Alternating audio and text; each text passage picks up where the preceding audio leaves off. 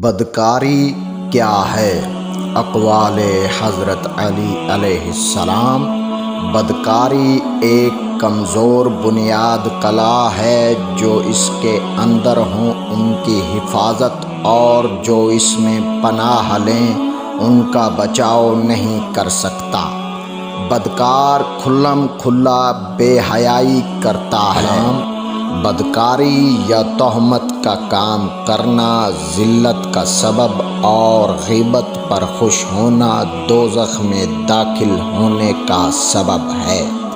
بدکار آدمی گویا کہ دوزخ کا ایک ٹکڑا ہے۔ بد زبان میں کوئی ادب نہیں اور بد خلق کے لیے کوئی سرداری نہیں۔ بد زبانی آدمی کی رونق و عزت اور مروت کو کھو دیتی ہے اور بد کلامی آدمی کی قدر گھٹاتی ہے اور بھائی چارے کو بگاڑ دیتی ہے۔